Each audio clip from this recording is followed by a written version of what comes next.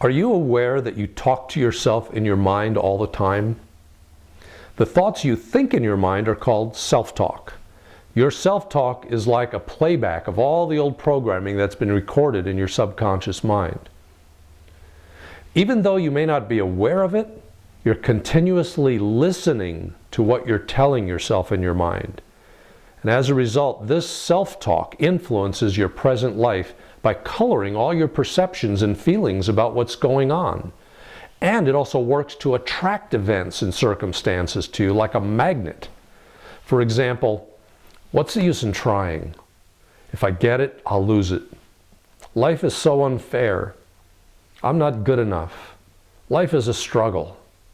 I'm afraid to love. It's hard to earn money. It's hard to change. These type of negative thoughts reflected in your self-talk strongly influence your life. And that's why it's been said that we create our own self-fulfilling prophecies. Hello, my name's Jonathan Parker. And for more than 35 years, I've been a counselor, workshop facilitator, and author of one of the largest self-development audio libraries in the world. In this video, I'm going to give you 5 simple steps that you can easily do to get your life working in a positive direction. One important way is to create positive self-statements, because your subconscious will reflect and react as readily to life-enhancing messages that bring happiness and fulfillment as it will to those that prevent you from having the kind of life that you want. The words you tell yourself is what your life is. So here's what to do. Number 1, pay attention to the negative self-talk statements that go through your mind. Spend a few days noticing the kinds of thoughts and beliefs you have about life, about money, about relationships, about your health, about success, about your emotions, about anger and impatience, about discouragement and insecurity, and about fear and what you hate. You want to compile a list of what you think and believe. Point 2, write them down. It's good to know the programs that you've got running in your mind, and having them written down will be useful for the next step, which is how to replace them. Here's an example of a negative program. Maybe you have Murphy's Law running in your mind. There are several of them, but the most common one is, if something can go wrong, it will. Do you see how that kind of a belief sets you up for things to go wrong? Positive affirmations can be about your health, success, or relationship goals, attracting money, or anything else. Affirmations can be spoken aloud or said silently or written down. And this is the third point. Once you have the negative thoughts written down, then you turn them around into positive statements.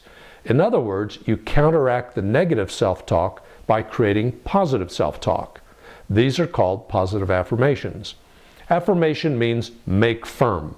An affirmation is simply a present tense positive statement. So for example, if we use the example of Murphy's Law, if something can go wrong, it will, you can turn it around like this. Everything automatically turns out positive and successful for me. Here's some other examples. Every day and in every way, I'm more happy and successful. I automatically have good luck. I'm always in the right place at the right time. Repeating positive affirmations allows you to replace the negative thoughts that have been playing inside your head with positive ideas about yourself. So you want to create positive self-talk in each of 4 major areas of your life. Here's what I mean. I deserve and create good health. I deserve and create love in my life. I deserve and create abundance in my life. I deserve and create happiness in my life. And this brings us to point 4, which is a big secret to making affirmations work: repetition.